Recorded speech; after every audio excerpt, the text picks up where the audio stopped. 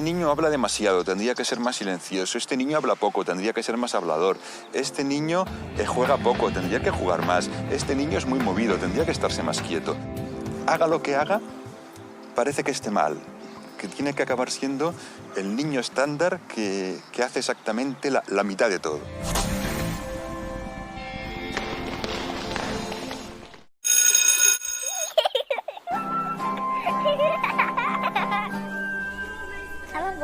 Não falei? Esse negócio de falar que você tem que sofrer para aprender, né? Você pode aprender prazerosamente, né? E se a escola quiser, ela pode ser um lugar alegre, prazeroso, bom, agradável. O Dr. João fez doutorado e está trabalhando dentro da escola. Mas o conhecimento do Dr. João não deve ser mais do que o conhecimento de Dona Maria. E o mesmo evento pode ressoar diferente na alma de uma pessoa e diferente na outra. E perceber isso, né? Essa multicoloridade, né, por exemplo. Que às vezes o professor está cansado, estagnado aquela situação, e aí ele acha que não pode mudar. Eu acho que muitos professores também precisam passar por esse processo de quebra, de transformação, para poder eles verem que é possível fazer diferente.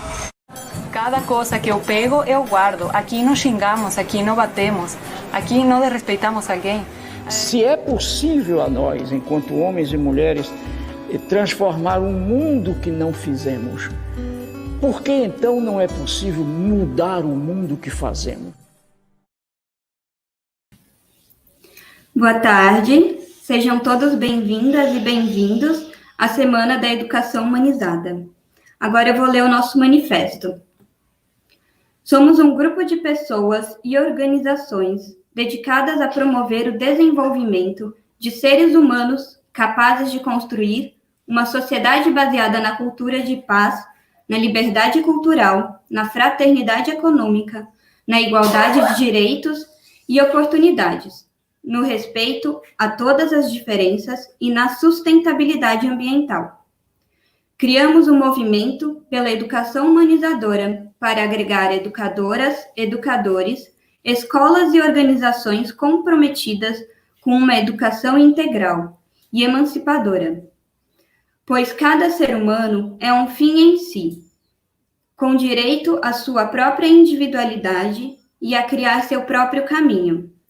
Precisamos nos unir, pôr o tema em discussão na sociedade, compartilhar pesquisas, teorias e experiências, e propor práticas pedagógicas humanizadoras para a educação.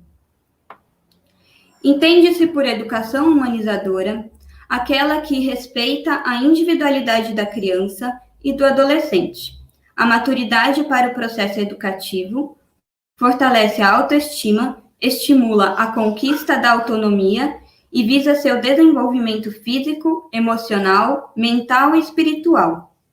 Sua realização depende da atuação das famílias, docentes e demais profissionais que atuam nas escolas públicas e privadas, em organizações da sociedade civil, profissionais da saúde e todas as pessoas que assumem algum papel nesse processo. Acreditamos que toda criança tem o direito de ser amada e acolhida pela sociedade a que pertence, de ser respeitada e valorizada como indivíduo, e de poder crescer em contato com a natureza. A sociedade e as escolas têm o dever de proporcionar a cada criança e a cada jovem um ambiente de aprendizado social saudável, para que cresçam confiantes e conscientes dos seus direitos, deveres e capazes de superar os apelos do consumismo e de atuar com criatividade em prol de um mundo mais justo, fraterno, inclusivo e sustentável. A pandemia do Covid-19, que neste momento nos aflige, está reafirmando como nós, seres humanos, dependemos um dos outros e como é nefasta, profunda a desigualdade que permeia nossa sociedade. Este cenário de fragilidade social e a crescente degradação ambiental prenunciam um futuro de incertezas e reforçam a necessidade de se repensar a educação como questão crucial para a humanidade e a sustentabilidade do planeta. Portanto, convidamos todas as pessoas e organizações que compartilham destes mesmos ideais e propósitos a nos unirmos neste movimento pela educação humanizada. Bom, meu nome é Ana e eu preciso dar 2 recados. Um é que esse manifesto está em nosso site, você pode estar acessando e assinar. Outro é que você pode estar adquirindo o certificado do evento, também em nosso site, tem um formulário que vocês precisam preencher. E o nosso evento estará gravado no nosso canal. Agora, eu gostaria de chamar a Sara Assis, que vai poder estar apresentando para vocês o dia de hoje. A Sara é coordenadora de desenvolvimento institucional do Instituto Olinto Marques de Paulo. Ela é especialista em gestão de projetos sociais pela PUC-AI e se dedica a projetos relacionados à educação que visa a melhoria da primeira infância. É membro do Movimento São Paulo Capital, do Brincar Integrante, e também faz parte do time de cocriação do MOVE, Movimento pela Educação Humanizadora. Obrigada, e com vocês, Sara. Bom, Ana, muito obrigada por suas palavras, muito obrigada pelo empenho na realização dessa semana, que carrega uma missão tão importante. Boa tarde a todas as pessoas que estão nos assistindo, sejam muito bem-vindas. Eu me sinto honrada por fazer parte dessa semana e hoje estar representando o Instituto Olinto, que é um dos co-criadores deste movimento.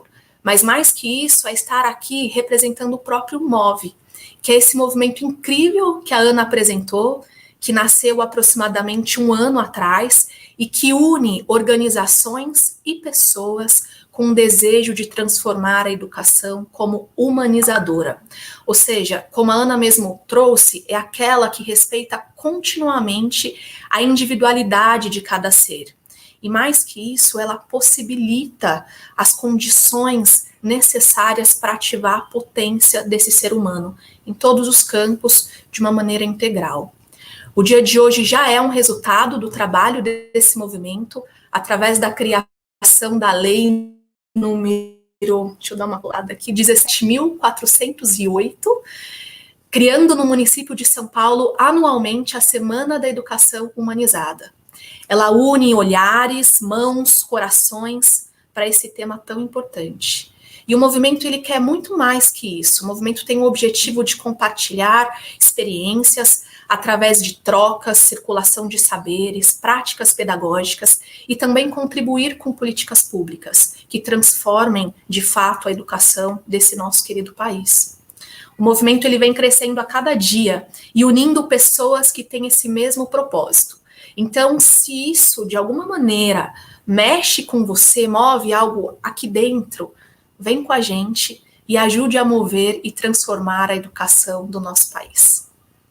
Hoje eu estou aqui com referências em educação, em vários campos, pessoas que representam instituições que fazem a diferença na nossa sociedade e que nos ajudam a mover essa educação, a mover pessoas. Como diz Paulo Freire, educação não muda o mundo, ele muda pessoas, e as pessoas mudam o mundo.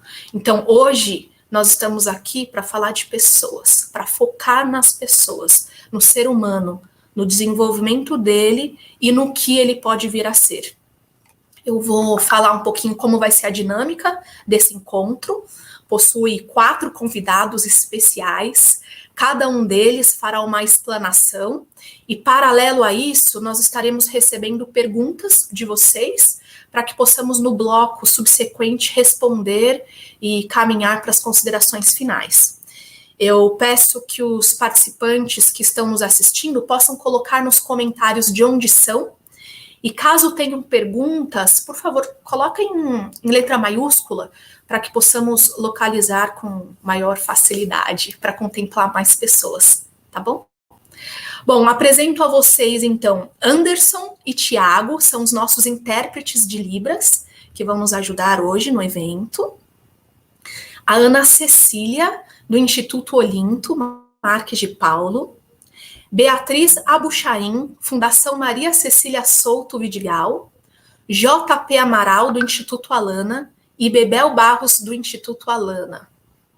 Muito obrigada a todos vocês por terem aceitado prontamente o convite e por nos ajudar a semear e cultivar dentro das pessoas a importância do humano e dessas conexões tão necessárias. Eu vou começar com a Ana Cecília. Deixa eu apresentá-la. Ana Cecília de Barros, graduada em Pedagogia, com especialização em Educação Terapêutica, cofundadora da Aliança pela Infância no Brasil. Ela foi professora de Educação Infantil e Ensino Fundamental em escolas com a pedagogia Waldorf. Participou da criação de um jardim de infância Waldorf na China, em Hong Kong. Atualmente ela é docente e consultora pedagógica do Instituto Olinto. Além disso, a Ana é mãe, é uma amiga querida, é uma pessoa incrível que tem como grande missão a proteção da infância. Ana, seja muito bem-vinda, querida. Ana, o tema desse encontro é olhar para a criança, né, o ser humano que está ali e toda essa potência no seu vir a ser. Então, eu convido você a nos falar qual é esse olhar para essa criança. Que olhar é esse? O que podemos enxergar nessa criança ao olhar para ela? E qual o papel do adulto nessa promoção desse vir a ser? Com vocês, Ana Cecília, no palco do Move. Obrigada, Sara. Quem dera fosse ao vivo, em cores, todo mundo pertinho. Muito obrigada, boa tarde a todos e a todas. É uma imensa alegria para mim estar aqui hoje conversando sobre uma educação mais humana, sobre a educação que as crianças esperam, as crianças de todos os tempos. Acho que a gente pode imaginar que criança de qualquer época, de qualquer parte do planeta, tem necessidades profundas muito semelhantes. Muita coisa mudou, mas as necessidades essenciais, profundas, certamente continuam sendo as mesmas, bem humanas. Eu queria fazer um pequeno passeio pelo evento de ontem e com muita alegria, assim, eu vi como tinha amor, gratidão, esperança, qualidades tão humanas, tantos valores presentes em cada fala.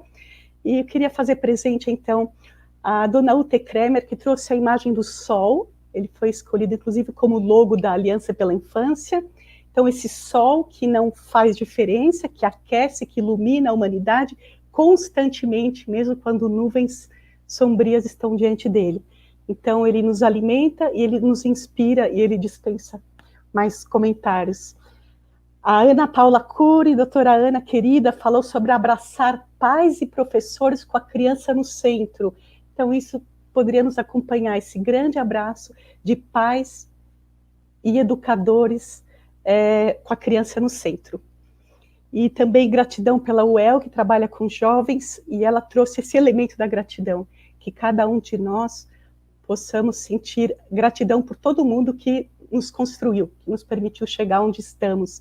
Então, se hoje temos interesse, estamos sensibilizados e mobilizados por uma infância saudável e feliz, é porque certamente algumas pessoas contribuíram para que possamos chegar até aqui. A Márcia Bonifácio, ela trouxe o elemento das vidas entrelaçadas, e achei tão belo esse termo, assim, todas as vidas entrelaçadas, e essa visão macro, ela trouxe esse número de 1 milhão de crianças no ensino municipal, um número assustador, mas também a importância de olhar o individual. Então, entrelaçado, o coletivo e o individual, o tempo todo, essa dança entre o grande e o pequeno. E o vereador, fiquei feliz, foi a primeira vez que eu ouço um vereador falando sobre esse assunto, Eliseu Gabriel, professor, ele falou assim: só estaremos bem quando todos estiverem bem. Então, esse elemento da fraternidade estava presente na fala, e que eles possam permear o encontro de hoje e os próximos. E ainda eu gostaria de trazer aqui uma colocação que eu achei tão bela no chat, Jane Fernandes, eu até copiei. Ela falou: esta foi uma tarde de esperança e celebração, de diálogos e desafios colocados. Então, que tenhamos uma nova tarde de muita esperança pela infância, de celebração, tantas pessoas juntas por uma mesma causa, de diálogos e, com certeza, de olhar de forma bem realista os desafios colocados e encará-los. E as perguntas, então, que a Sara me trouxe é como olhar para esta criança diante de nós, o que podemos enxergar e qual o papel do adulto no vir a ser da criança. Para poder olhar uma criança e enxergá-la, nós precisamos, antes de tudo, estar com uma legítima vontade de ver o outro, de ver o diferente. E esse trabalho contínuo de poder realmente limpar o que são as nossas expectativas, o que é que nós desejamos para essa criança, e sempre de novo está se perguntando, isso é para o bem da criança ou isso é mais meu do que dela? Então esse é um trabalho para educadores, para pais e para todos aqueles que se preocupam com a criança. Porque de que modo podemos enxergar a criança se nós não enxergamos todos os elementos que estão fragmentados em nós, às vezes toda a bagagem, uma mochila pesada do passado. Então, sempre de novo fazer essa faxina e ver, eu estou vendo a criança diante de mim ou eu estou vendo como eu gostaria que ela fosse? Eu estou lidando com a criança real ou com a criança que eu idealizo? Como podemos conduzir uma criança à plenitude, que é essa aspiração delas e a nossa também, como guiá-las à plenitude se nós mesmos estamos tão fragmentados? Então, não precisamos ser psicólogos para ter essa clareza de que é preciso estar inteiro, sempre de novo essa busca da inteireza, de estar conectado com a nossa essência, para podermos ter um olhar transparente e ver a criança que está diante de nós, que não é uma extensão do nosso ser, que não é uma tela branca de quadro sobre um cavalete, na qual nós vamos pintar as nossas aspirações, que é um ser por si, único, e em busca da nossa inteireza e da nossa unicidade também. De outro modo, se não olharmos essa criança como ser único, vamos acabar criando uma educação estereotipada, muito unificada, e que não vai proporcionar aos adultos corajosos, criativos, compassivos e confiantes que o mundo tanto precisa. Esse trabalho de uma educação humanizada, ele acontece no varejo, não é no atacado. Então, esse olhar sempre de novo renovado, tendo a consciência do todo, queremos grandes mudanças para todas as crianças. Ontem foi dito, escola para todos, educação para todos, mas sem perder a visão de que cada ser humano vem com uma tarefa única, insubstituível. E todo ser humano, de certa forma, é uma criança também. Por dentro, nós somos todos feitos da mesma matéria-prima. É bem diferente de qualquer outra profissão, onde tem algo externo. Se eu sou um chefe de cozinha, eu vou lidar com uma série de elementos, mas aquilo não é parte de mim. Eu posso me ligar profundamente à minha profissão, preparar pratos fantásticos com muita dedicação, mas não é a mesma matéria-prima. Quem trabalha e lida com as crianças está lidando, por dentro somos todos iguais, em todos os sentidos. E então as necessidades essenciais das crianças, elas não mudam, elas realmente não mudam, e elas são muito parecidas com as nossas. Todos nós queremos ser vistos, ser ouvidos, ser compreendidos, ser acolhido, ser aceito. Então, nesse espaço, nós podemos encontrar a criança com uma certa vulnerabilidade também. E a criança que nós fomos um dia, isso nós temos em comum, todos nós aqui presentes agora temos algo em comum, fomos crianças. E as crianças que fomos, elas podem ser ainda nosso maior aliado na lida com a criança que está diante de nós, que nós estamos educando. Então, revisitar essa criança, não interessa como foi a infância, se teve muitas faltas, as faltas também nos movem a oferecer algo melhor e compensar isso no encontro com a criança atualmente, ou se foi uma infância rica em amor, em aceitação, por exemplo. De qualquer forma, a criança que nós fomos é uma das maiores forças que nós temos para poder ajudar a criança diante de nós. E é importante visitar nossos espaços vulneráveis, encontrar a criança não só no nosso poder, na nossa força, com o nosso conhecimento, mas também com a nossa vulnerabilidade, com os nossos medos, com as nossas dúvidas. E a criança, quando ela percebe que o adulto está nesse constante trabalho de se olhar e de se conectar com a sua essência, a criança se conecta de imediato com esse adulto. Nós podemos sentir isso. Quando estamos bem alinhados com o nosso melhor, as crianças têm uma atração, elas vêm até nós de outra forma. Eu falei dos medos, e medos hoje eles representam uma grande nuvem cinza sobre a infância. As crianças estão respirando o medo, não só agora na pandemia, quando isso foi potencializado ao máximo, assim como uma esponja que a gente solta na água, a criança absorve o medo, aquele que é verbalizado nas famílias e na mídia, e aquele que é silencioso, mas sempre, não só agora, sempre tem muita preocupação e medo na relação do adulto com a criança. Isso também a gente precisa se conscientizar. Esse medo gera uma nuvem, pode gerar um vazio, e um dos efeitos disso é um consumismo desenfreado. Esse vazio do medo, a criança e o jovem podem depois querer preencher com coisas. Se não estivermos no nosso ser, mais no ser do que no ter, sem querer fazer um jogo de palavras, a criança vai acostumar a buscar lá fora o que ela não encontra dentro. Ela precisa de adultos que estão buscando os recursos dentro para que elas possam também seguir esse caminho de buscar dentro.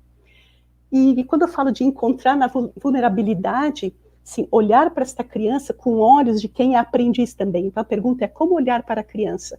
Se eu olho a partir da minha força, é claro, da minha experiência de vida, dos meus ideais, mas também da minha vulnerabilidade, a gente tem um encontro muito profundo. Eu queria trazer um exemplo. Eu reencontrei um aluno querido, eu dei vários anos de aula para ele, na pré-adolescência e na adolescência, e depois de muitos anos nos reencontramos. E para minha surpresa, a lembrança mais marcante que ele tem, eu vou descrever para vocês, porque é meio patético assim, mas aquilo marcou, e tinha uma amorosidade nos olhos dele, muito grande quando ele contou.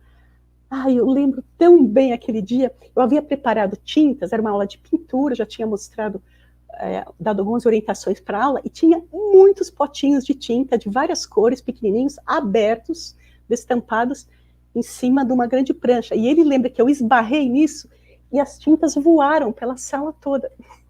E acabou a aula, né?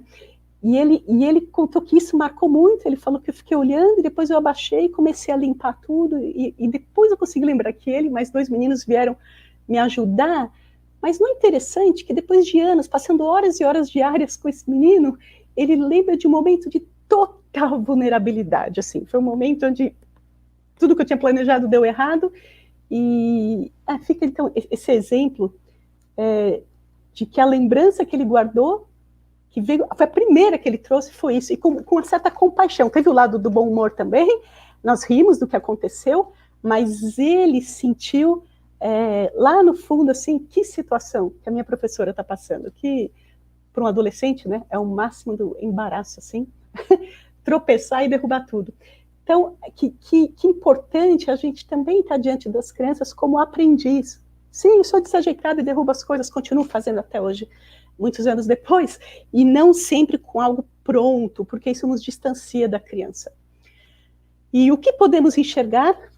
Foi a segunda pergunta. A gente toma muito cuidado, eu já disse, para não despejar nossa bagagem sobre a criança e nossos medos, que às vezes são do futuro, ou lembranças do passado que não produzem nada de novo para a criança, e tendo esse foco, então, na criança agora, hoje, que está diante de mim. O que podemos enxergar?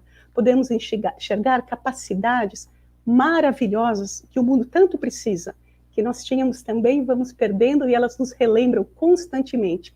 A capacidade de se metamorfosear, de estar sempre se transformando a cada momento. A criança chora, um instante depois ela pode estar gargalhando, e ela flui com a vida e com o que cada momento apresenta. Ela também é capaz de estar engajada plenamente no presente. Enquanto adultos fazem anos de trabalho meditativo e outros, a criança já nasce com essa capacidade de estar plena no presente, inteira, o que cada instante apresenta. E um terceiro elemento que podemos enxergar é o interesse vivo. A criança nasce com um interesse muito grande pelo outro, pela diferença, pelo mundo, um interesse vibrante e pulsante. A criança conversa com um gatinho que passa na calçada, a criança conversa com seus brinquedos, conversa com os estranhos. Se nós não tivermos insistido muito para ela não, a ponto dela perder a confiança de conversar com estranhos. Então, esse interesse constante, essa capacidade de vibrar e fluir com o que vem até nós, são capacidades que nós precisamos, e podemos enxergar isso nas crianças. Nós podemos enxergar também algo doloroso, a nossa desconexão muitos eventos da vida, eles mostram a nossa desconexão, mas a criança, ela mostra o tempo todo quão conectado ou desconectado nós estamos da nossa essência. Isso não é fácil, mas é algo para a gente ter a maior gratidão. Muito importante, eu tive a oportunidade de passear num campo recentemente que tinha uma plantação de girassóis. Eu me encantei de olhar o girassol bem de perto, o miolo dele tinha uma abelhinha, aquela geometria fantástica, perfeita, aquela simetria, e, por outro lado, olhar o campo como um todo. E isso de olhar o pequeno, a beleza do pequeno, e olhar o todo, essa dança a gente tem que ter constantemente quando nos unimos à tarefa da educação. Olhar a criança individual e olhar o todo. Olhar o todo e voltar para o indivíduo. Não perder esta visão do pequeno e do grande, e não podemos estar nos dois andares ao mesmo tempo. Que bom que tem pessoas que se dedicam mais a políticas públicas, a grandes transformações, e outros que estão ali no varejo iluminado do dia a dia, para citar a Elisa Lucinda. Eu acho lindo isso. Ela fala que a gente vive no varejo iluminado do dia a dia. Mas todos que estão unidos à educação estão nesse grande e nesse pequeno. E lembrando sempre que a criança já é um ser completo, ela está em desenvolvimento, mas ela não precisa alcançar o que nós projetamos e desejamos para elas poderem ser um ser completo, elas já são. Então, esse olhar individual e esse todo. A última pergunta, qual é o papel do adulto neste vir a ser? O papel do adulto, se ele estiver realmente olhando para essa criança diante de si, é enxergar o potencial da criança, é estar se trabalhando, como eu já falei, sempre de novo se olhando para ter um olhar puro, transparente, cristalino, para ver quem é a criança que está diante de si, e buscar sempre de novo a criatividade, a coragem. A gente vai se deparar com obstáculos, mas a força de transpor estes obstáculos, as crianças aprendem por imitação. Então, o papel do adulto é realmente modelar para a criança, ser um exemplo para a criança de superação, de criatividade, de centro, de humildade, e de tantas outras virtudes que elas trazem com elas, ou nós trouxemos conosco, e deixamos isso se dissolver, para depois recuperar. E nossos maiores parceiros nessa jornada são as próprias crianças. E lembrando de novo que educação humanizada não se faz no atacado, mas é no varejo iluminado do dia a dia. E eu tenho um desejo um pouco estranho para a Semana da Educação Humanizada. Se fosse outra semana, Semana da Música, poderíamos desejar que isso continuasse ad eterno. Mas podemos desejar que todas as semanas da vida de uma criança sejam semanas humanas e humanizadoras. Que toda a educação seja realmente cuidadosa, amorosa, compassiva, fraterna, de modo que algum dia a gente não precise ter um evento de educação humanizada, porque não haverá outro tipo de educação. Toda criança vai vivenciar, semana a semana, uma educação e um convívio humanizado. Muito obrigada, era essa a minha contribuição. Muito obrigada, Ana. Você traz com muita clareza, com muita simplicidade, esse olhar para a criança. Eu fiquei pensando, quando você falou de enxergar o potencial da criança, eu fiquei lembrando de uma história que eu ouvi há algum tempo atrás já. Eu não entendia muito bem o motivo dela, mas hoje eu compreendo bem. E eu vou ousar contar um pouquinho para vocês. É uma história de Charles Péguy.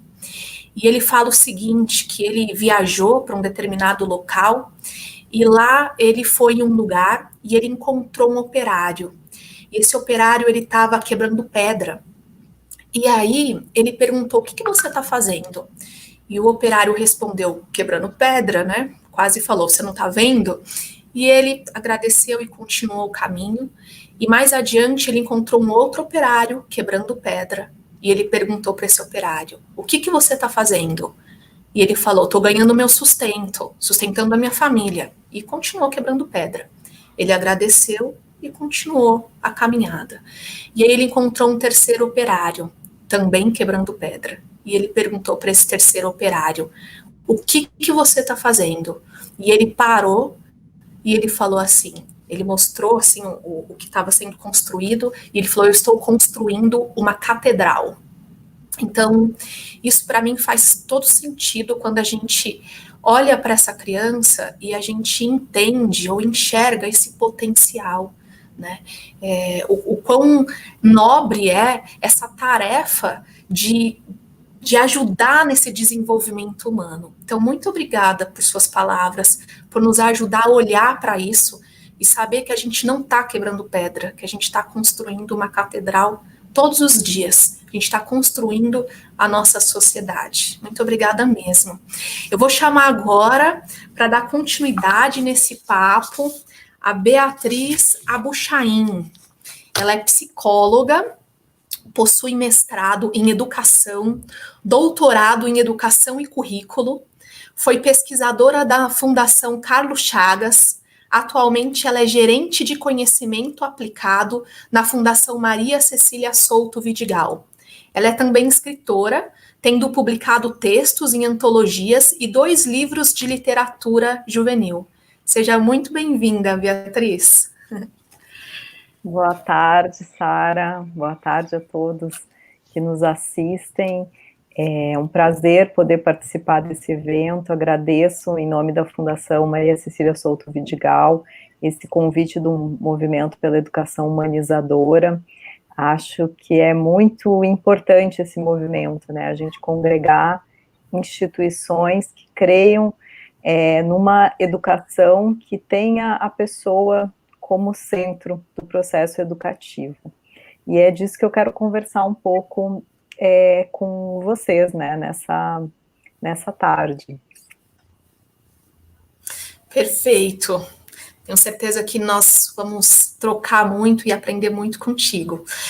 Pensando nesses primeiros anos de vida, que são cruciais, que é o alicerce da vida humana, né, que vai suportar toda essa trajetória dele, e pensando nessa nossa vida contemporânea, que a gente passa muito tempo, os pais, né, passam muito tempo fora de casa, e aí os filhos ficam muito tempo na escola, como que é isso? Pensando na sua vasta experiência de currículo, educação infantil, formação de professores, como esse olhar que a Ana trouxe, mas dentro da unidade escolar, é possível isso? Os documentos, eles prevêem também esse olhar para essa infância, né, para essas reais necessidades dessa criança para o desenvolvimento pleno?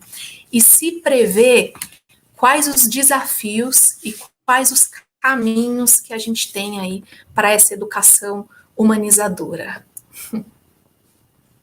Fácil, bom, né, Beatriz? Tá fácil, né? Vamos lá. O meu lugar de fala, né, como a Sara já adiantou, é a educação infantil, né? Eu trabalho há mais de 20 anos com a educação infantil, e a Fundação Maria Cecília Souto Vidigal tem todo um trabalho voltado para políticas e práticas na primeira infância, né? Então, eu vou falar muito desse recorte dessa criança de 0 a 6 anos, mas entendendo do que eu vou falar, muito se aplica a outras faixas etárias, inclusive a nós adultos, né, como quando somos aprendentes, né, aprendentes e ensinantes. Eu queria começar falando um pouco, né, do que a Ana Cecília chamou de atacado, que eu acho que seriam essas diretrizes maiores, essas políticas públicas e o lugar que a criança tem ocupado, né, nessas políticas de educação infantil. E aí depois eu acho que eu vou descer para os documentos orientadores e falar um pouco também sobre a prática pedagógica, né? A educação infantil, ela se constitui como uma das políticas mais organizadas que a gente tem no país, né, em relação à primeira infância, né? O atendimento em creches e pré-escolas está previsto como um direito das crianças e das suas famílias, desde a Constituição de 1988, e isso foi muito importante para o processo de amadurecimento, de desenvolvimento da educação infantil, porque a gente passou a ter um olhar mais apurado para os bebês e para as crianças bem pequenas, que muitas vezes são invisíveis na nossa sociedade. A gente não entende, né, que esses bebês e essas crianças pequenas precisam de um atendimento que seja um atendimento especializado, que não seja baseado apenas num atendimento assistencial de cuidados, mas que possa promover o desenvolvimento integral dessa criança. Então, esse processo que a educação infantil tem passado desde a Constituição, a gente considera que traz uma valorização desse olhar para a criança como indivíduo, né, como um indivíduo que está no seu processo de desenvolvimento, que precisa ter estímulos, interações adequadas para que esse desenvolvimento aconteça, né? Então, a gente vê hoje em dia na sociedade discussões, né, que colocam a educação infantil como essa promotora do desenvolvimento juntamente com as famílias. Isso fica muito claro, né, se a gente olha as nossas políticas, com a obrigatoriedade da pré-escola. Então, 4 e 5 anos passou a ser, né, uma etapa obrigatória da educação, entendendo que crianças que frequentam a pré-escola têm mais chance, né, de sucesso, vamos dizer assim, futuro, durante toda a escolaridade dela. A gente tem vários estudos que mostram isso, né, mas a gente gosta de pensar também que a pré-escola, né, aos 4 e 5 anos, essa frequência a uma instituição educacional coletiva, que é importante naquele momento que a criança está vivendo, né? Independente do que virá depois, das pontes que isso vai construir para depois, que esse momento do desenvolvimento é importante que a criança tenha essa experiência educacional coletiva na pré-escola. Um outro fator que aconteceu aí ao longo do tempo e que foi reafirmado agora, e a gente fala isso com muita alegria, é a inclusão da educação infantil no Fundeb. Então, a gente tem um financiamento educacional que garante com que os municípios brasileiros, que são os responsáveis, os maiores responsáveis, né, pela implementação da educação infantil, que eles possam oferecer vagas em creches e pré-escolas, né, municipais. O que nos preocupa quando a gente olha essas grandes políticas, né, a gente teve, assim, um aumento do acesso à educação infantil bastante considerável nesses últimos 10 anos, porém, a gente percebe ainda uma desigualdade social muito grande nesse acesso, principalmente no caso da creche. Então, se a gente olha estudos que mostram, que comparam as camadas mais ricas da população com as camadas mais vulneráveis, a gente vê que crianças pertencentes às camadas mais vulneráveis tendem a estar fora da creche, né, e muitas vezes tendem a estar fora da pré-escola também. Ainda assim, a gente tem uma população aí de 0 a 3 anos, de 34% dessa população matriculada na creche, e no caso da pré-escola, né, 4 e 5 anos, 93%. O que são dados bem significativos, né, para um país que tem aí uma educação infantil em que 70% das matrículas são públicas. Então, existe um grande esforço dessas políticas públicas de dar esta oportunidade para as crianças brasileiras, né, de um início de um processo educacional.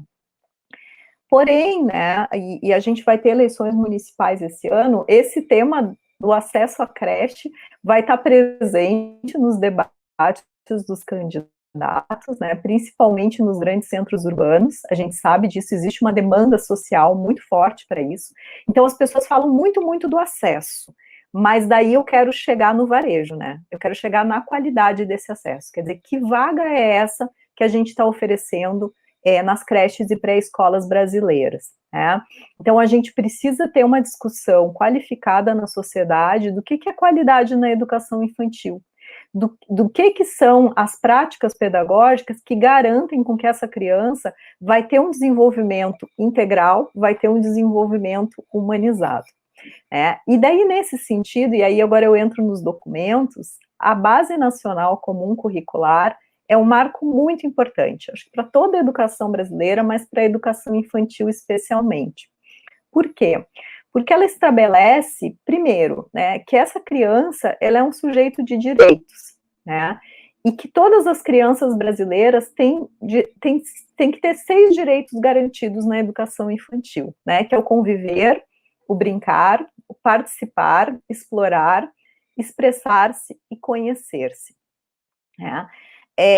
Isso é muito importante quando a gente pensa em termos de uma política pública, porque a gente está pensando numa garantia, a gente quer garantir que as crianças brasileiras tenham esses direitos de aprendizagem assegurados nas escolas de educação infantil, né? E como fazer isso? Né? E o texto da BNCC traz também essas respostas, né?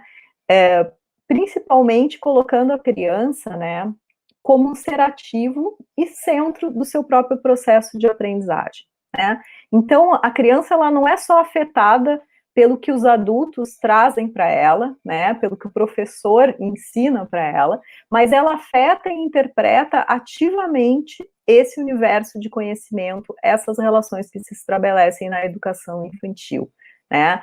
E tendo o olhar, que eu acho que a Ana Cecília trouxe, assim, muito lindamente, né, de que a criança é esse ser único. Então, cada criança vai ter o seu ritmo, vai ter a sua maneira de enxergar, de interpretar essa realidade e de contribuir com esse universo escolar.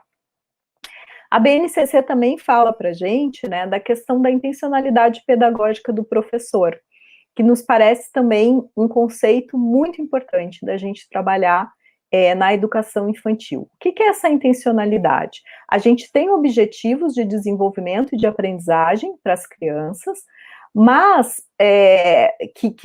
vamos dizer assim, que movem essa intencionalidade do professor, mas ele só vai conseguir construir um planejamento e uma prática pedagógica de qualidade à medida que ele tiver,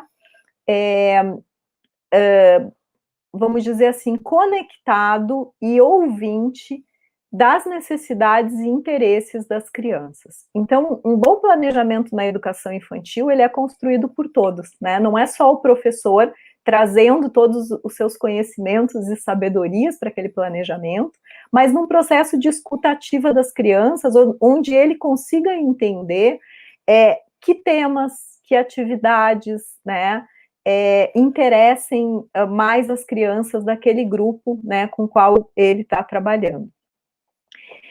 E aí, também, que é um eixo estruturante muito importante do trabalho da educação infantil, e aí eu já entro um pouco na questão mesmo de como acontece essa prática pedagógica, que as nossas diretrizes curriculares nacionais para a educação infantil, né, elas estabelecem que a gente tem 2 eixos para o trabalho pedagógico na educação infantil, que são as interações e as brincadeiras, né? As crianças pequenas aprendem a partir dessas interações e a partir de brincadeiras, né?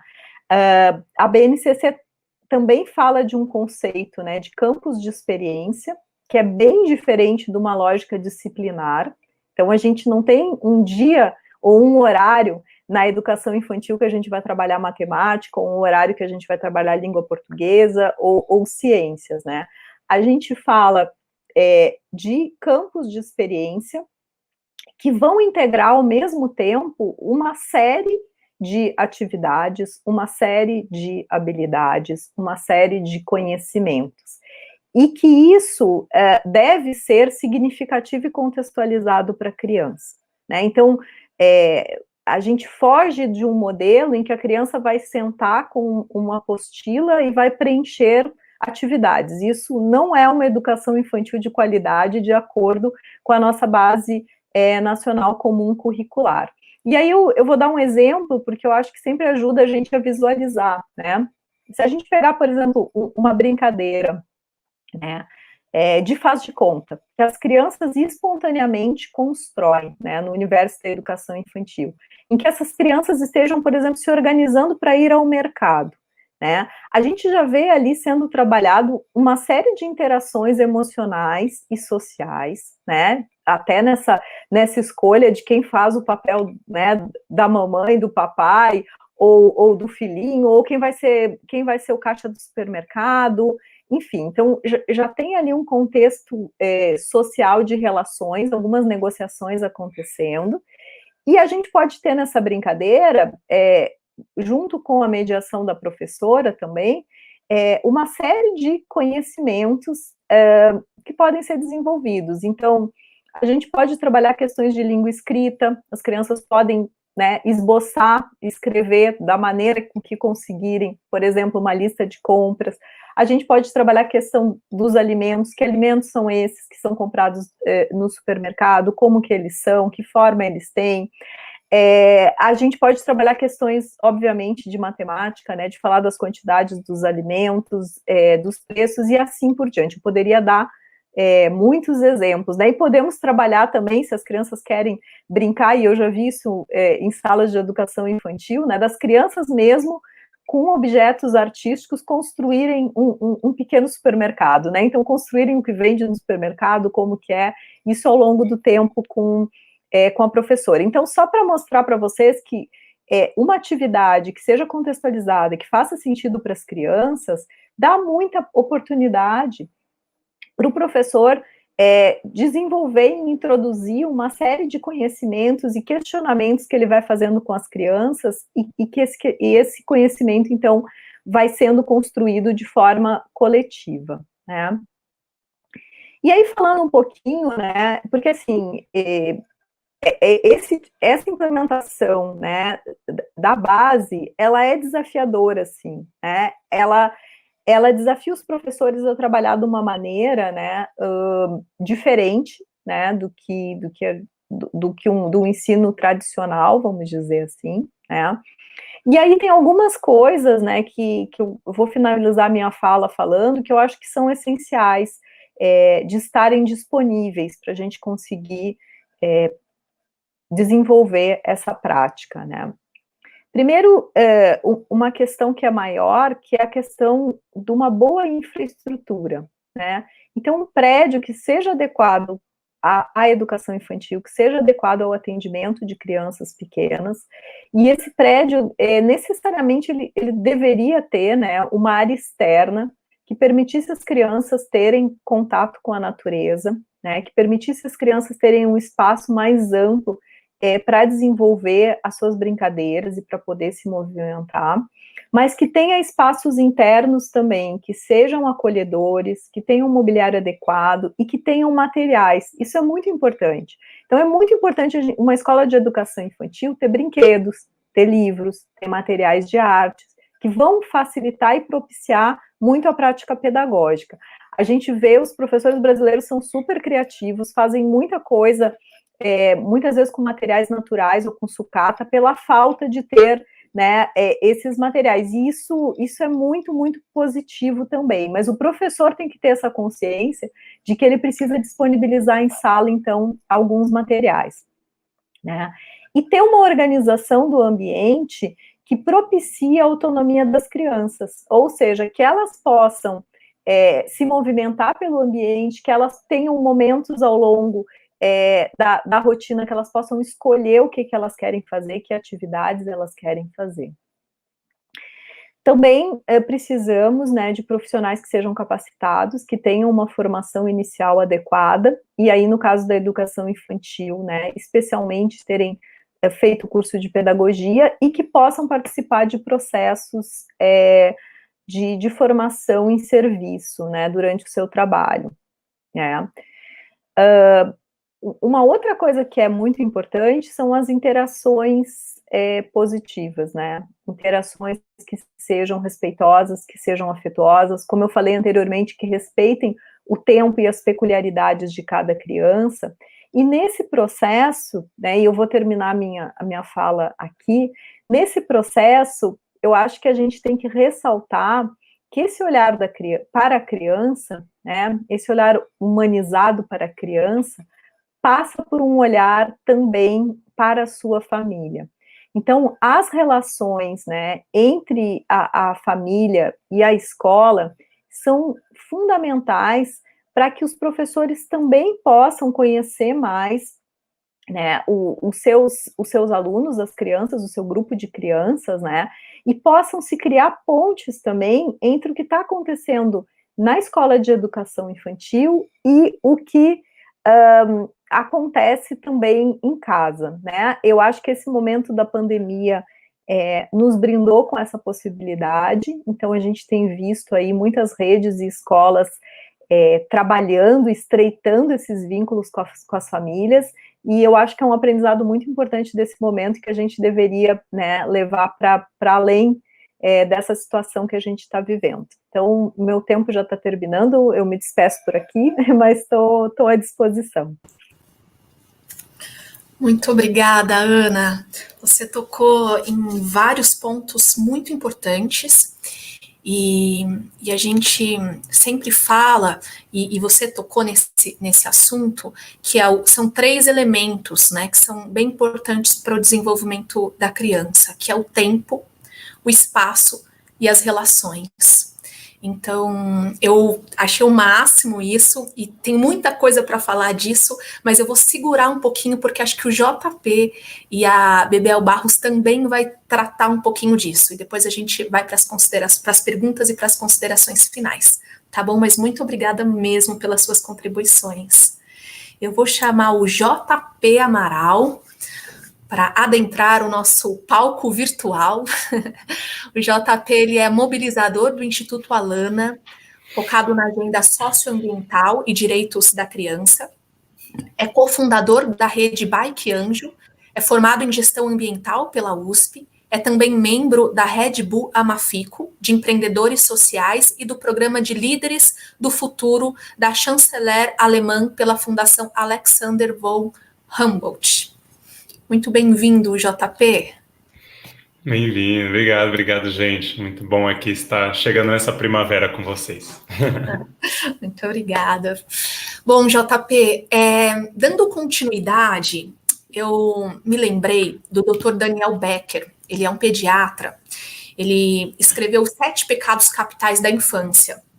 Eu já tinha visto isso, e eu revi esses dias na fala da nossa querida doutora Ana Paula Cury, também pediatra e também co-criadora do MOVE.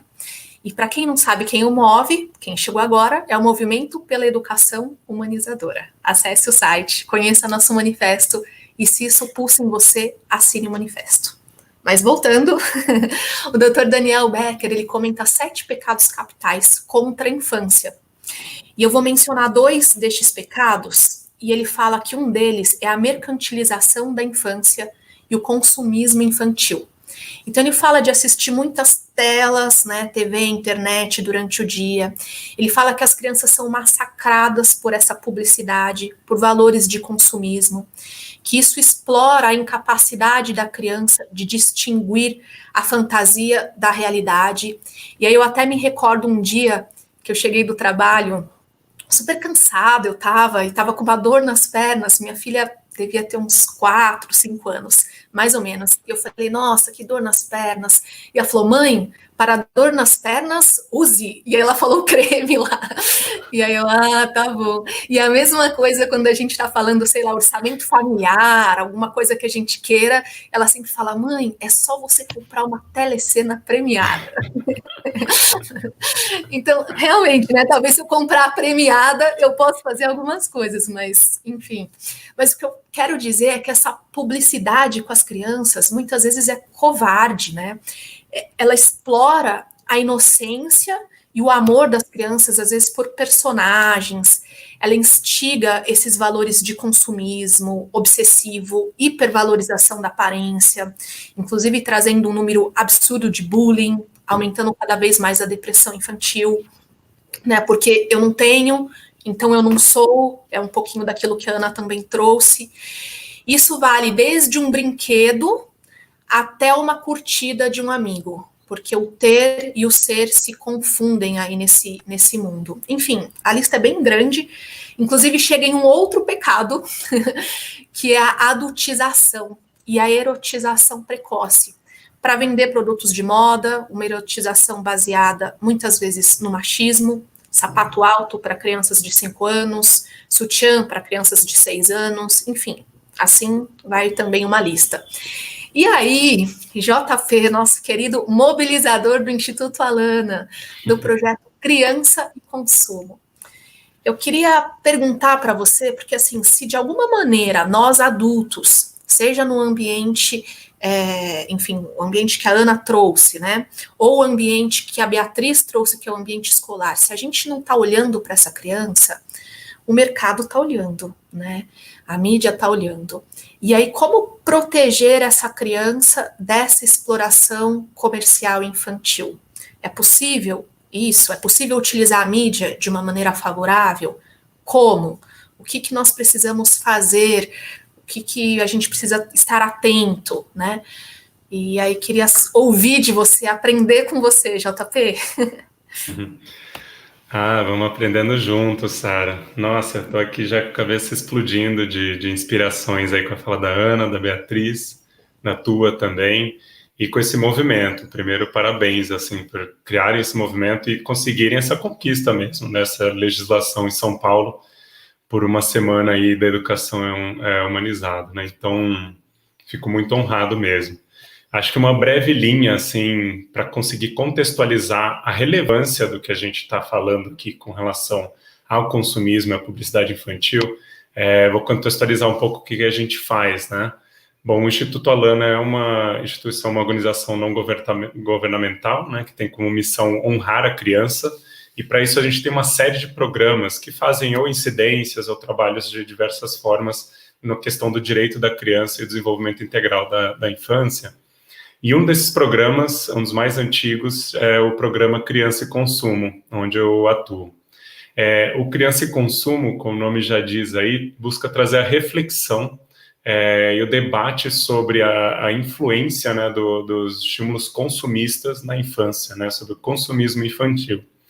E a nossa grande bandeira ou missão que a gente tem é justamente combater, né, a publicidade infantil. Ou seja, é a publicidade que é dirigida, que conversa com a criança, que busca persuadir a criança ao consumismo, a esses valores consumistas, tá? Isso é para dar um contexto.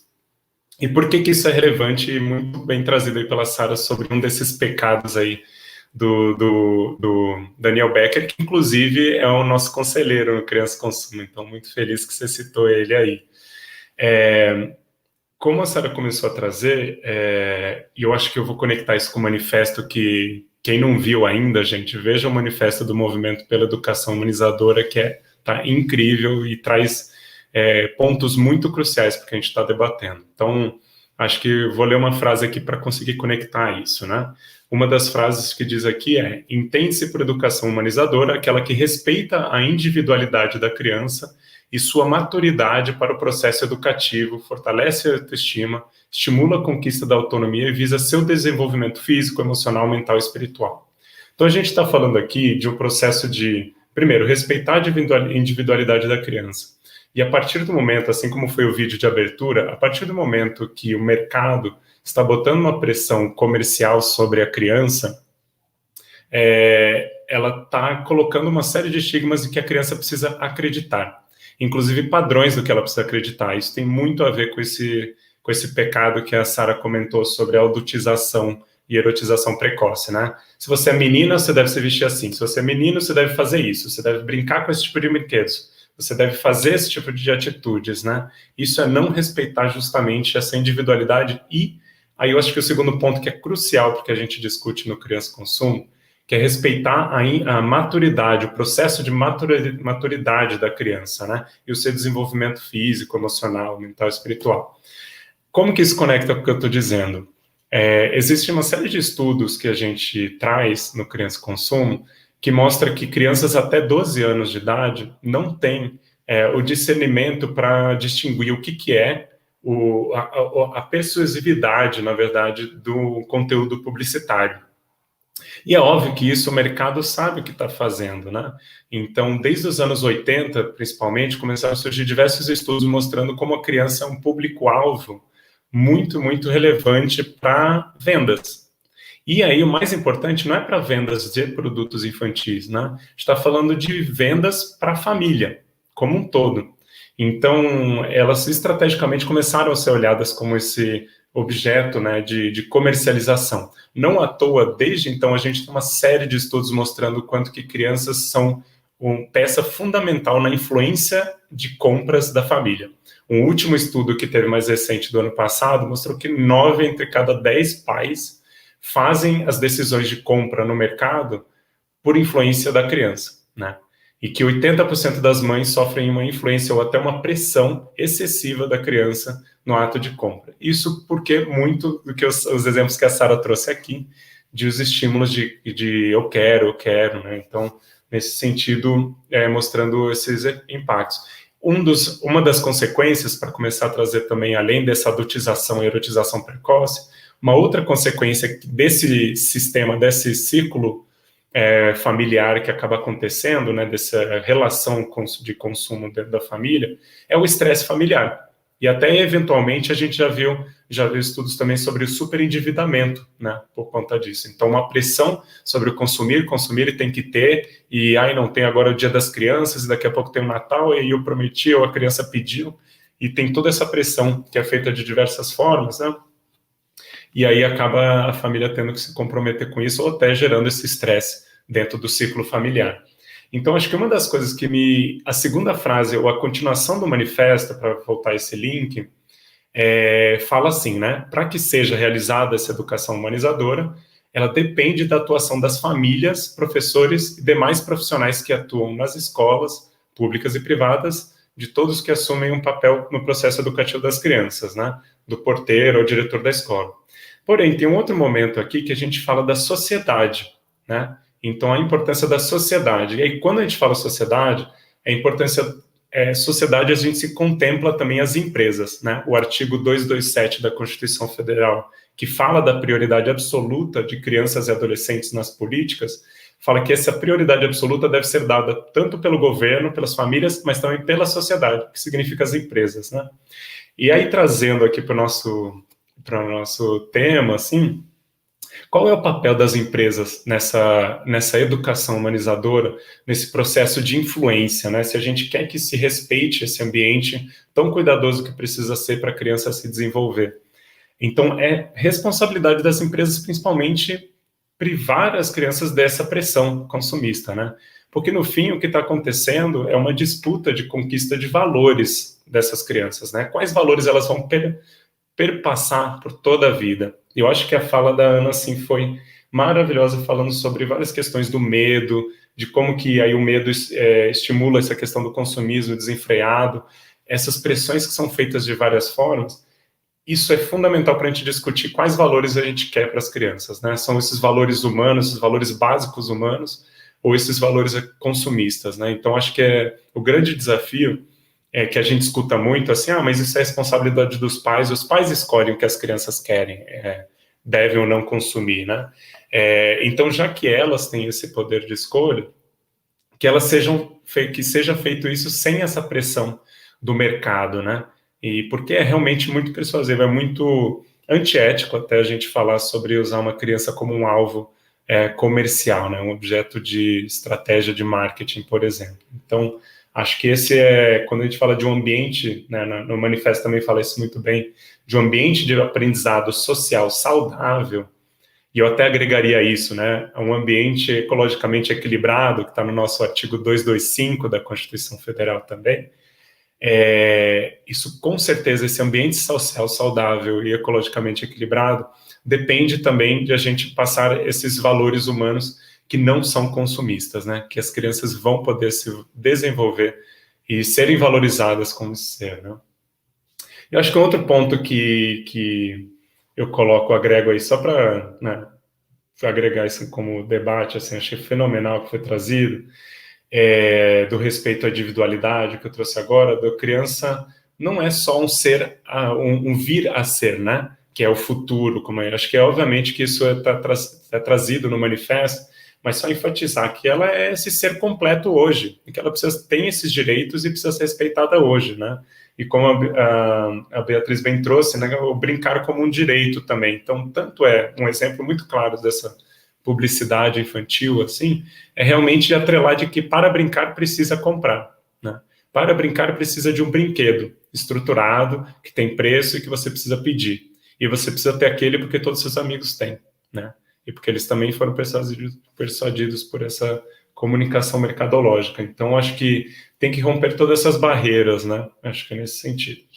Um outro ponto que eu queria trazer aí, que ainda estou conectando a reflexões que aí a Ana trouxe também, além do medo que acaba trazendo esse consumismo desenfreado, uma coisa que a gente está vendo muito presente na pandemia é o tédio. Então, quando a gente está falando do processo de pandemia, que as crianças estão muito em casa, até os adultos mesmo, está passando por um processo de revisitar muito esse como lidar com o tédio, como lidar com um momento onde você não tem mais nada para fazer, ou onde tem já um desgaste de telas ali, plataformas que você está constantemente exposto a, né? E isso tem gerado o que a gente chama do consumo por tédio, né? Basicamente comprar, e aí, bom, vou comprar e não à toa tem existido aí um aumento exponencial de entregas, né, de delivery de tudo. E um dos exemplos disso, infelizmente, é o aumento abrupto aí de brinquedos. Infelizmente, mas vou trazer um outro lado ponderado, assim, também, de que já foi analisado pelo mercado por isso. Infelizmente, basicamente, brinquedos tem sido o maior aumento de vendas no e-commerce durante a pandemia. Aumentou 7 vezes a venda de brinquedos, foi o maior crescimento dentro dos produtos aí de e-commerce, né? Isso foi um estudo feito em várias lojas virtuais que existem de marketplace, né, de mercados nesse sentido. Então, isso demonstra como é essa questão dos adultos não estarem sabendo lidar com as crianças em casa, mas também com essa pressão de estarem mais expostas aí a consumir ou ao consumismo de uma forma geral. Um outro lado que eu ia falar de ser ponderado também, que também um dado importante ou agregar nisso, é a busca muito por brinquedos coletivos, em família, né? Então, jogos de tabuleiro, quebra-cabeça está entre as principais buscas também. Então, felizmente, também tem esse lado positivo, tá? Aí eu acho que para terminar aqui, vou colocar mais um ponto e depois para terminar sobre como a gente lida com isso, também o papel das escolas. Então, as escolas, nesse processo da educação, elas também, de muitas formas, estão sendo vítimas desse processo de estímulo ao consumismo na infância, né? Então, assim como eu comentei das famílias serem pressionadas porque a criança vê a publicidade no joguinho, aparece um pop-up, aí ela clica e quer comprar, e aí não pode, aí os pais têm que lidar com isso, a escola não é diferente, e por um processo que é muito delicado e que eu gostaria muito de pontuar de forma transparente aqui, que é a dicotomia, né, ou esse paradoxo da responsabilidade social corporativa, ou seja, as empresas querendo fazer alguma prática social, né, um apoio, algum projeto social em escolas, mas para isso sempre ter um vínculo aí de marca, né, ou de produto, inclusive. Então, a gente acabou de celebrar uma decisão no judiciário sobre uma empresa de fast food que fez mais de 80 shows com o seu personagem, o mascote, em mais de 80 escolas, em 5 estados do Brasil, falando sobre alimentação saudável e sustentabilidade, e no fim ganhava um lanche da própria empresa aí de fast food, né, da cadeia. Então, foi julgada como uma publicidade infantil, como ilegal essa atitude. Então, só para a gente ver quão delicado que é essa questão de quando chega uma empresa falando, a gente quer aqui contribuir com a escola, trazer material, trazer um processo educativo, um processo pedagógico, né, para dentro da escola, ou até mesmo uma reforma na escola. E aí, essa grande complexidade que a gente tem hoje de precarização da educação pública, principalmente, em contrapartida desses investimentos de responsabilidade social, né, por parte das empresas. Então, esse é o maior cuidado que a gente precisa ter com o papel das escolas, que também são muitas vezes vitimizadas ou trazidas aí para esse lugar de precarização e, por isso, depender de um investimento privado. Então, tem que ser muito delicado isso. O que podemos fazer com isso? Bom, no nível sistêmico, é basicamente as minhas... Pelo que eu acabei de falar, a publicidade infantil já é ilegal no Brasil. E é uma daquelas políticas onde a gente tem muito a demonstrar para o mundo que o Brasil é avançado nisso e que escuta os maiores especialistas, os pedagogos, os psiquiatras, ou em vários sentidos, estudiosos, né, nesse tema, dizendo como a publicidade infantil é prejudicial para a criança. Então, a nossa legislação já supre todas as arestas que a gente poderia ter de flexibilização disso. Então, basicamente, a gente precisa trabalhar na fiscalização e em relação a isso. Então, sistemicamente é isso. A gente tem no site do Criança Consumo um canal de denúncia. Então, para quem estiver assistindo aí, observar algum vídeo de YouTube, por exemplo, com as crianças assistindo, alguma questão com relação na televisão mesmo, a gente recebe essas denúncias e tenta contribuir com isso, né, para que seja feita essa fiscalização.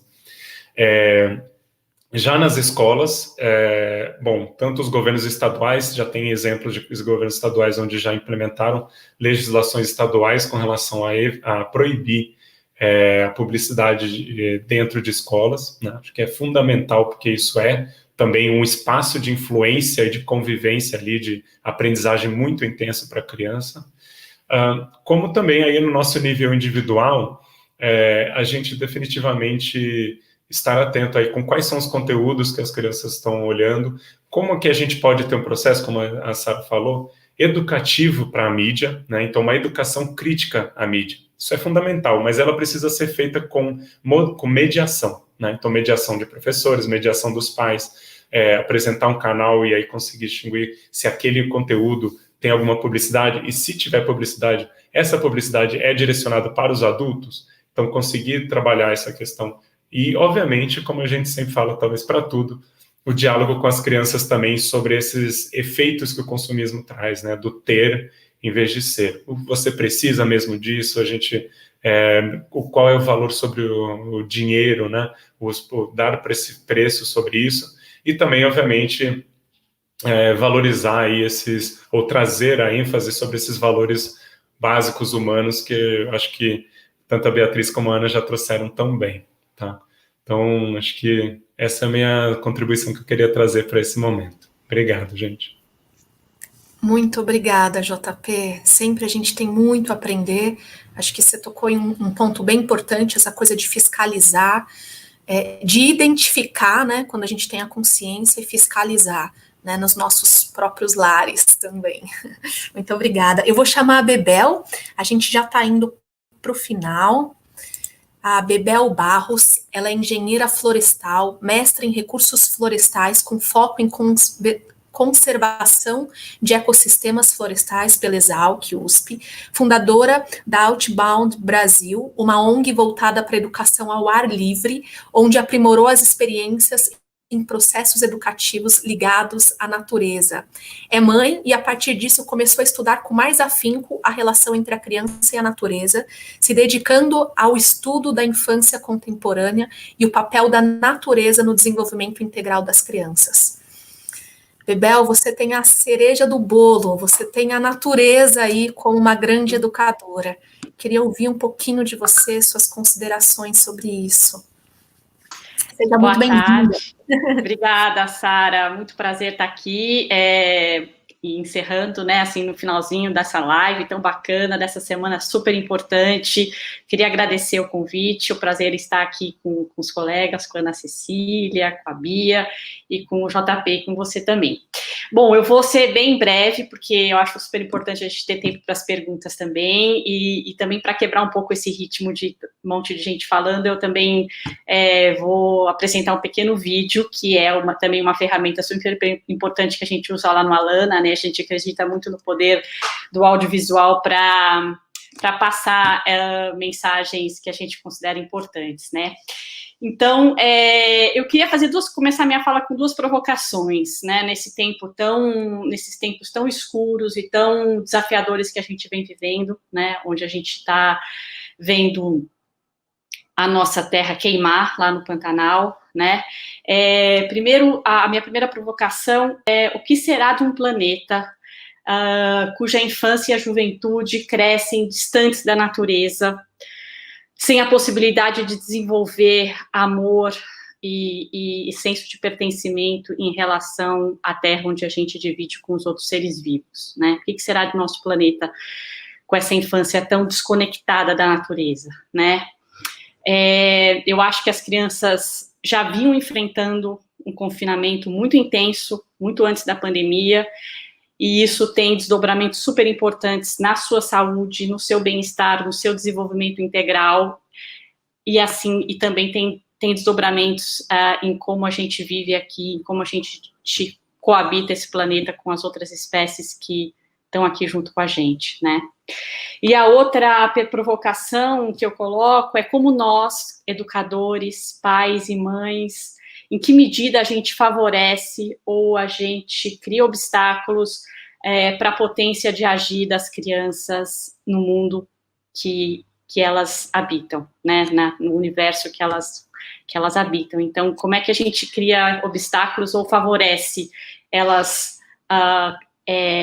se expandirem e explorarem, investigarem o mundo ao seu redor, né? Então, eu acho que a gente precisa refletir sobre isso, porque as crianças mostram com o seu corpo que alguma coisa está muito errada, né? As crianças estão adoecendo, as crianças estão com índices de obesidades alarmantes, as crianças têm coordenação motora pouco desenvolvidas. A gente ouve muito isso dos pediatras que trabalham com a gente no programa Criança e Natureza, né? As crianças têm muita dificuldade em conseguir se concentrar na aula, conseguir se concentrar em qualquer atividade, porque, primeiro, que aquilo não interessa para elas, e segundo, porque elas não têm condições de correr atrás, né, de investigar aquilo que lhe interessa, né, e muitas vezes isso está no ambiente natural ao qual ela não tem acesso, né. Então, outra coisa que eu também queria ressaltar é que a nossa experiência prática, né, como pessoas, assim como as pesquisas mostram que a gente só cria laços afetivos e vínculos com aquilo que a gente conhece, que é aquilo que a gente experimenta, né? E as crianças não estão tendo chance de experimentar e viver a natureza da forma que lhe é de direito, né? Então, assim, essa é uma coisa que também que eu queria ressaltar. E as crianças, né? Como elas são com esse tema, né? As crianças são esses pequenos seres apaixonados, né? Pelos espaços ao ar livre, pela exploração, pela investigação, pela ação, pelo movimento, né? E elas mostram a todo momento como elas são apaixonadas pela natureza, como aquilo lhe faz bem. E, por outro lado, as pesquisas mostram também que as crianças que têm oportunidade de vivenciar uma infância rica em natureza, elas têm muito mais chance de desenvolver vínculos com o ambiente natural que vão ser levados para a vida inteira e que vão ser tão fundamentais para a gente conseguir construir essa sociedade sustentável e harmônica que a gente precisa tanto, né? Então, eu queria pedir para o Marcelo, que está nos ajudando aí nos bastidores, para colocar esse pequeno vídeo, porque eu acho importante a gente quebrar um pouco isso, e aí a gente parte para as perguntas, tá bom? Porque senão não vamos ter tempo.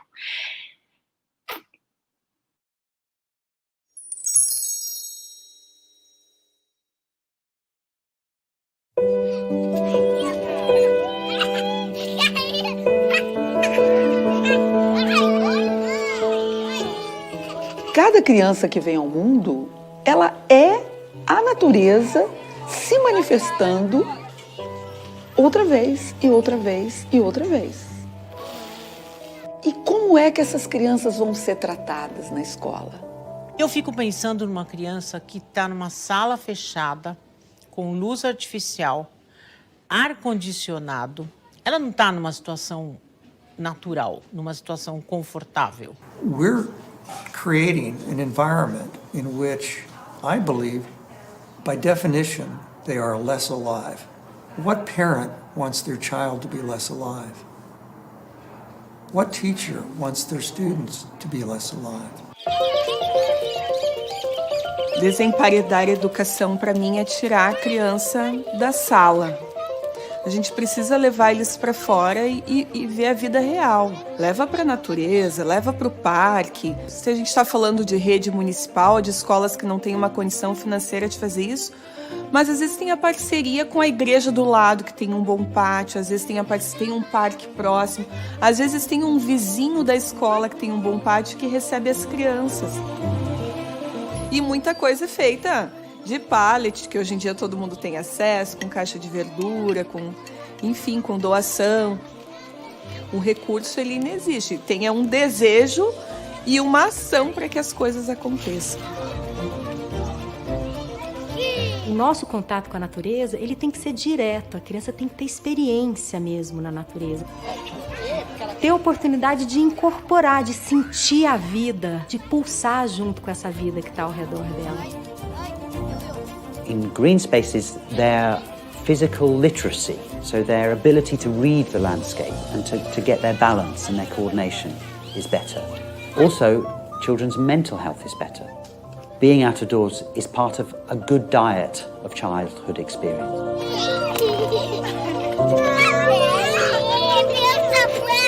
As diretrizes curriculares da educação infantil, elas vão apontando para a necessidade de a criança ter experiências de plantar, de colher, de brincar. Então a gente está muito amparado por uma lei que é uma lei brasileira. A study of 950, I believe, schools in Massachusetts.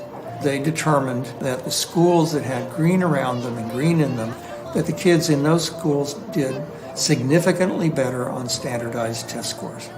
I believe that technology is not the cutting edge of education. It is green schools, greening the schools.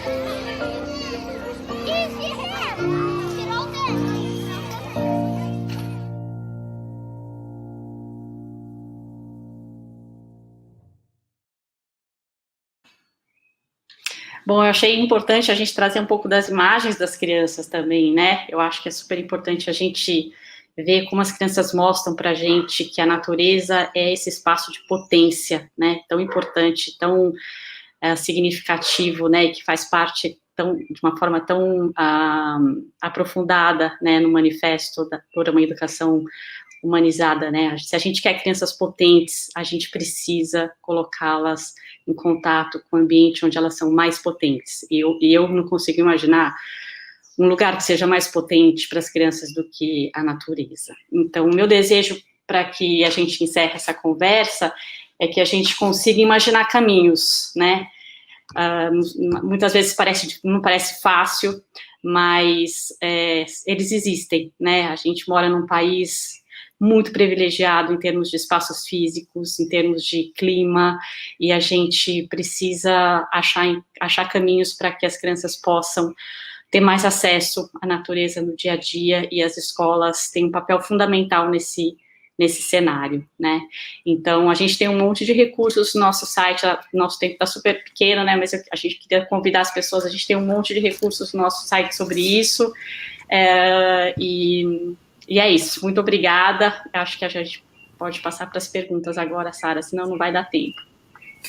Muito obrigada, Bebel. Eu ficaria ouvindo vocês muito tempo, todos vocês. Mas a gente tem um tempo, né, limite, e a gente também quer ouvir as pessoas que estão nos assistindo. Ana, você tem perguntas para trazer para nós? Primeiro, agradeço todos os comentários, todas as falas. Foi muito gratificante ouvir tudo e muito relevante também. A gente teve 3 perguntas. 2 são mais específicos para a questão do educador, professor, e aí eu pensei em deixar, como amanhã é o dia do professor, pensei em deixar para amanhã e vou trazer uma.